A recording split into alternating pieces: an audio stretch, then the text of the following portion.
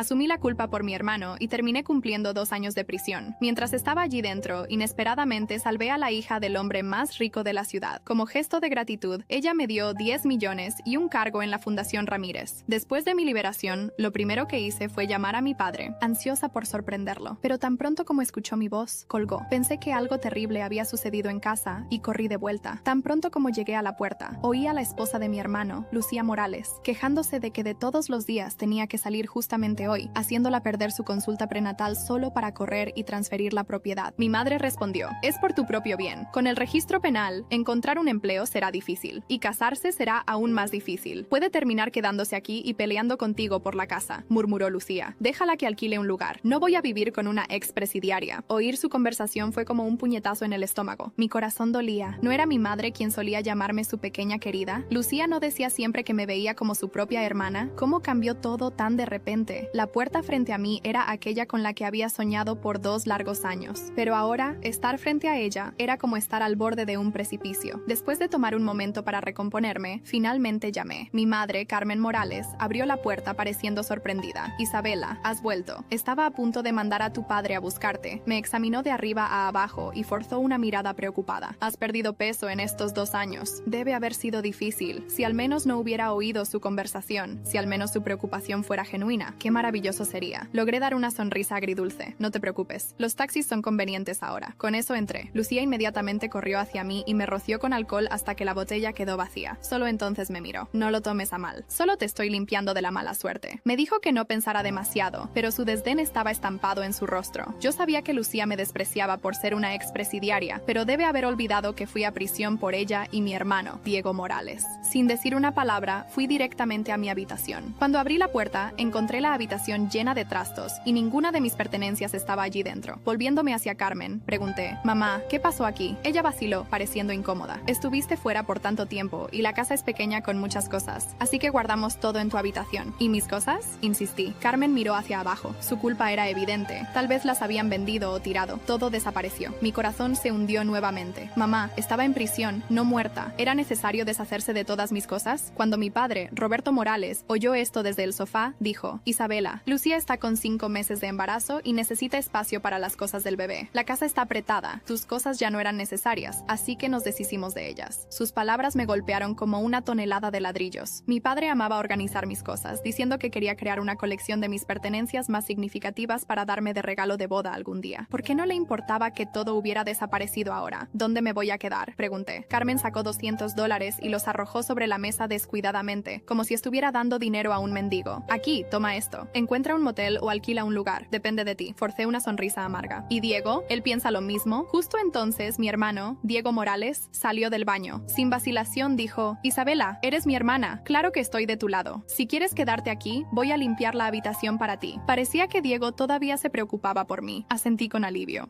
Está bien, me quedaré por un tiempo. Pero tan pronto como dije esto, la expresión de Diego se congeló. Se quedó allí mirándome, pero no hizo ningún movimiento para limpiar la habitación. Lo miré de vuelta, confundida. En ese momento, Lucía se acercó a mí, su voz fina e irritante. Isabela, ¿perdiste el juicio en la prisión? ¿Cómo puedes ser tan insensible? ¿No ves cómo está de apretada la casa? Aunque limpiemos la habitación, debería ser para el bebé. Eres una adulta ahora. ¿Cómo puedes insistir descaradamente en quedarte aquí? Ten algo de sentido común. Me sentí triste y respondí ronca: Lucía, esta es mi casa. ¿No es normal que me quede algunos días? ¿Tu casa? Esta casa está a nombre de Diego ahora. Él está casado y tú tienes 30 años. ¿Cómo puedes querer vivir todavía con tu hermano? Su desdén ya no estaba escondido, sus ojos llenos de desprecio. Miré a Diego. Él apretó los labios, mirando a cualquier lugar menos a mí. Me volví hacia mi madre, pero ella solo me miró de vuelta, su expresión sombría, sin ofrecer apoyo. Mi padre fumaba su cigarro, actuando como si nada de esto le preocupara. Allí estaba yo, torpe y desamparada, dándome cuenta de que su prisa por transferir la propiedad no era solo para evitar una posible disputa. Querían usar esto como excusa para expulsarme. Mi corazón dolía con 1000 pequeñas punzadas. Mirando a mi familia, pregunté incrédula: ¿hice algo mal? ¿Por qué todos ustedes cambiaron tan de repente? Por primera vez, me sentí como una extraña en mi propia casa. Antes de ir a prisión, todos me trataban bien. ¿Por qué todo cambió en el momento en que fui liberada? Sin vacilación, Lucía respondió: Isabela, antes podías ganar dinero y mantener a la familia. Entonces todos nos llevábamos bien, pero ahora eres solo una expresidiaria. Encontrar un empleo decente o un marido será casi imposible. En tu situación, ¿qué puedes hacer además de chupar nuestra energía? ¿Por qué deberíamos seguir tratándote bien? Mi corazón corazón se partió y pregunté dolorosamente, ¿entonces porque ya no soy útil ahora soy una carga? ¿Ya no les importo? Isabela, no es nuestra culpa. Carmen me miró y finalmente dijo, otra boca para alimentar no es algo que podamos pagar. Es mejor que encuentres un lugar para alquilar y te cuides sola en vez de ser una carga para nosotros. ¿Soy una carga? Miré a Carmen con una expresión de dolor. Fueron ustedes los que me rogaron entre lágrimas que asumiera la culpa por Diego. Dijeron que si lo hacía, sería la salvadora de esta familia y me recompensarían sin importar qué. Ahora acabo de salir y ni siquiera he tomado un vaso de agua en casa y de repente soy una carga. Di tanto por esta familia. Entregué todos mis salarios, contribuí a comprar esta casa y hasta cumplí 2 años de prisión por Diego. ¿Eso no me da derecho a una habitación en mi propia casa? Mi voz estaba ronca y me sentí totalmente injusticiada. Diego dijo, Isabela, sé que estás molesta, pero ¿crees que fue fácil para nosotros estos últimos 2 años? Tener una presidiaria en la familia trajo vergüenza para todos nosotros. La gente señala y susurra donde sea que vamos. ¿Quién sabe qué dirán sobre nosotros si te quedas aquí? ¿No puedes pensar en nosotros una vez? El hermano por quien sacrifiqué todo finalmente reveló sus verdaderos sentimientos. Para él, yo era ahora solo una carga, la razón de su vergüenza. Todos mis sacrificios fueron reducidos a una broma. Lo miré con profunda decepción y dije fríamente, Diego Morales, no te olvides. Quien debería haber sido un presidiario eres tú. Quien avergonzó a la familia fuiste tú. Si realmente te importara la reputación de la familia, deberías haber confesado desde el principio. En vez de eso, me dejaste asumir la culpa y ahora tienes la audacia de culparme por no pensar en ustedes. Hace 2 años, Diego y Lucía iban a alta velocidad y conduciendo en dirección contraria con mi carro cuando atropellaron y mataron a un hombre que cruzaba la calle. Mis padres vinieron a mí inmediatamente. Dijeron que Diego tenía un corazón débil y finalmente había conseguido casarse. Si él iba a prisión, no solo perdería su matrimonio, sino que su vida podría estar en riesgo. Lloraron y me rogaron que asumiera la culpa por él. Prometieron que toda la familia me recompensaría generosamente cuando saliera. No lo hice por ninguna recompensa. Lo hice por amor a mis padres y genuina preocupación por mi hermano. Me sacrifiqué, fui a prisión por él, vendí mi carro, agoté mis ahorros, perdí mi empleo, pagué la indemnización y soporté todos los insultos. Pero nunca esperé que mi sacrificio de todo corazón fuera recibido con total traición y desprecio. No entiendo. Diego oyó mis palabras y su rostro se oscureció de disgusto. Replicó, ya te agradecí por asumir la culpa. ¿Qué más quieres de mí? Esta casa está a mi nombre ahora y Lucía dará a luz en unos meses. No hay espacio suficiente. Necesitas irte. No podemos mantener a una persona ociosa. A sus ojos, 2 años en prisión por él valían solo un único agradecimiento. Pedir más me convertía en la persona irracional. Carmen interfirió. Isabela, ¿no entiendes? El destino de una mujer es casarse y tener hijos, no vivir a costa de la familia. Esperábamos que te casaras con un buen hombre para conseguir algo de dinero, pero ahora, como expresidiaria, nadie te querrá. Dejarte quedar aquí ya es consideración por los viejos tiempos. Lucía añadió, exactamente. Estuviste en prisión, así que serás pobre para siempre. Si te dejamos quedar, nos chuparías hasta secarnos. Lucía frotó su barriga y habló sin piedad. Roberto apagó su cigarro y dijo fríamente, Isabela, estás crecida ahora. Es hora de entender la importancia de contribuir a la familia en vez de causar problemas. Cada una de sus palabras era como un cuchillo afilado perforando mi corazón. A pesar de mi abrumadora decepción, mis ojos se llenaron de lágrimas. Los miré y dije ronca, no es de extrañar que nunca me visitaran una vez durante mis 2 años en prisión. Pensé que estaban simplemente demasiado ocupados para verme, pero ahora veo que solo me veían como una fuente de dinero. Me echaron sin vacilación en el momento en que ya no podía hacer dinero. Incliné la cabeza hacia atrás, luchando por contener mis lágrimas. Entonces pregunté, ¿entonces están todos determinados a echarme hoy? Sí. Roberto respondió sin vacilación. Carmen, Diego y Lucía parecían igualmente resueltos. Claramente no había espacio para negociación. No vi ningún rastro de afecto en sus ojos. Asentí, mi corazón completamente partido. Bien, como quieran, a partir de hoy se acabó, y espero que no se arrepientan. Finalmente los vi por lo que eran. Esas personas por las que anhelaba durante mis 2 años en prisión no merecían mis sacrificios. Los 10 millones que había planeado compartir con ellos ahora permanecerían conmigo. Sin más palabras, salí por la puerta, sin mirar atrás. Lucía, desde lejos me insultó. Te crees demasiado, de que hay que arrepentirse. Cortar lazos con una expresidiaria en bancarrota como tú. Si te dejáramos quedarte aquí y chupar nuestra energía, ahí sí nos arrepentiríamos. Dejando aquel hogar sin corazón, vagué por las calles sola por mucho tiempo antes de finalmente encontrar un hotel para quedarme. Acostada en la cama del hotel, mientras miraba el saldo millonario en mi cuenta, me encontré recordando el día que cambió mi vida en prisión. Se suponía que sería solo otro día de visitas rutinario, con Sofía Ramírez conduciendo su programa de rehabilitación de detenidas. Ella siempre parecía elegante, con sus blazers caros y tacones altos, tratando de enseñarnos sobre emprendimiento y segundas oportunidades. Aquel día, el olor a humo fue la primera alerta. En cuestión de minutos, el pánico se instaló cuando las llamas llegaron al ala de visitas. El humo denso y oscuro pero rápidamente tomó el ambiente, y en el caos de la evacuación, se percató que Sofía no estaba entre las personas que salían. Ella todavía está allí dentro, contenía una de las guardias, mientras trataba de contener a las detenidas en pánico. Sin pensarlo 2 veces, corrí de vuelta adentro. El humo era sofocante, y el calor intenso. Encontré a Sofía desmayada cerca de la puerta de la sala de reuniones. Su tacón se había roto durante la carrera, y ella se había golpeado la cabeza al caer. Todo va a estar bien, murmuré, más para mí misma que para ella, mientras la cargaba en mis brazos. Mis pulmones ardían, y mi visión estaba borrosa, pero logré encontrar el camino de vuelta. Cuando finalmente salimos, me desplomé en el suelo del patio con Sofía. Los equipos médicos corrieron para atendernos, y todavía pude oír los gritos de «¡Llamen al señor Ramírez! ¡Llamen al señor Ramírez!». 3 días después, todavía recuperándome en la enfermería de la prisión, recibí una visita sorpresa. Antonio Ramírez, CEO de Empresas Ramírez, entró acompañado de su hija, que ya estaba recuperada. «Salvaste a mi única hija», dijo él, su voz entrecortada. «No hay dinero en el mundo que pague eso, pero quiero garantizar que tengas una nueva oportunidad cuando salgas de aquí». Sofía se movió hacia mí, sus ojos verdes húmedos. «Isabela, no dudaste en arriesgar tu vida por mí. Papá y yo queremos que recomiences tu vida con dignidad cuando salgas de aquí». Esa misma semana, fui informada sobre la transferencia de 10 millones a una cuenta a mi nombre. Los Ramírez mantuvieron contacto a través de sus abogados durante todo el resto de mi sentencia, asegurando que el dinero estuviera seguro hasta mi liberación. Ahora, mirando al techo de la habitación del hotel, una risa amarga escapó de mis labios. Qué ironía del destino. Mientras salvaba a la hija de un hombre que realmente valoraba la familia, mi propia familia planeaba descartarme como basura. Tomé mi celular y vi un mensaje no leído de Sofía. «Supe que saliste hoy. ¿Podemos encontrarnos para un café mañana?». Respondí al mensaje acordando un encuentro en una cafetería en el centro de la ciudad para el día siguiente. Dormí con dificultad aquella noche, mi mente alternando entre el rechazo de mi familia y la expectativa del encuentro. En la mañana siguiente, llegué temprano al café indicado por Sofía. El lugar era elegante, con grandes ventanas y un ambiente sofisticado, muy diferente de los lugares que solía frecuentar. Mientras esperaba, noté algunas miradas curiosas de otros clientes hacia mi ropa simple. Sofía llegó puntualmente a las 10 horas, usando un conjunto discreto pero caro. Diferente de los otros, su sonrisa era genuina. «Isabela», me abrazó sin vacilación. Estaba ansiosa porque finalmente pudiéramos conversar sin notas entre nosotras. Nos sentamos en una mesa más reservada, y después de hacer nuestros pedidos, ella fue directa. «¿Cómo fue tu primer día de libertad?». Vacilé por un momento, pero algo en su expresión me hizo confiar en ella. Le conté todo: el rechazo de la familia, las palabras cruzadas, cómo se habían deshecho de mis cosas. «¿Entonces estás en un hotel?», Sofía dijo, su frente arrugada de preocupación. «Eso es temporal. Papá y yo hemos conversado mucho sobre ti estos últimos meses. Tenemos una propuesta». Sacó una carpeta del bolso y la puso sobre la mesa. «Empresas Ramírez está iniciando un nuevo proyecto de responsabilidad social. Queremos crear un programa de reintegración para ex-reclusos, ofreciendo capacitación y oportunidades reales de trabajo. Nos gustaría que tú lo lideraras». Parpadeé varias veces, tratando de procesar la información. «¿Yo? ¿Pero por qué? Ya me dieron 10 millones. Eso es más de lo que podría desear, porque me mostraste que el carácter no tiene nada que ver con dónde está una persona, sino con quién es», respondió Sofía abriendo la carpeta. «Además, tienes experiencia de primera mano. ¿Quién mejor para entender las necesidades de estas mujeres?». El contrato frente a mí ofrecía no solo un salario generoso, sino también un apartamento amueblado en el distrito empresarial y un carro de la empresa. «Sé que es mucha información de una vez», continuó Sofía, notando mi expresión aturdida. «Pero después de que me salvaste, investigué sobre tu historia. No mereces esos 2 años de prisión, Isabela, y definitivamente no mereces el trato que tu familia te está dando». Sentí mis ojos llenarse de lágrimas, pero esta vez no eran de tristeza. Por primera vez desde que salí de prisión, sentí que tenía un propósito, una dirección. «¿Cuándo puedo empezar?», pregunté, mi voz más firme de lo que esperaba. Sofía sonrió. «¿Qué tal si empezamos por tu nuevo apartamento? El carro está esperando afuera». Mientras nos dirigíamos hacia lo que sería mi nueva vida, recibí un mensaje de Lucía. «Espero que hayas encontrado un lugar para quedarte que no sea debajo de un puente». Miré el mensaje y, por primera vez, no sentí dolor. En lugar de responder, bloqueé su número. Era hora de dejar el pasado atrás. Mi nuevo apartamento era más de lo que podría soñar. Un dúplex en el piso 15 con vista a la ciudad. Mientras Sofía me mostraba las habitaciones ya amuebladas, tuve que contener las lágrimas. Era difícil creer que hace 24 horas estaba rogando por una habitación en la casa de mi familia. «La empresa queda a 10 minutos de aquí», explicó Sofía, entregándome un juego de llaves. «Mañana a las 9 horas tengo una reunión programada con papá para discutir los detalles del proyecto. Descansa hoy, te lo mereces». Después de que ella se fue, pasé horas solo caminando por el apartamento, tocando los muebles, mirando por la ventana. La vida cambió tan rápido que parecía irreal. A la mañana siguiente, me puse el único conjunto formal que había comprado con el dinero del hotel y conduje hasta Empresas Ramírez. El edificio era imponente, todo en vidrio y acero. cero. En la recepción, una empleada me condujo directamente a la sala de reuniones de la presidencia. Antonio Ramírez se levantó para saludarme tan pronto como entré. Isabela, bienvenida a tu nuevo hogar. La reunión duró 3 horas. El proyecto era aún más grande de lo que Sofía me había explicado. Además del programa de reintegración, querían crear una fundación entera dedicada a las causas sociales. Serás directora ejecutiva de la Fundación Ramírez, explicó Antonio. Tu historia personal, combinada con tu integridad, es exactamente lo que necesitamos. Cuando salí de la sala de reuniones,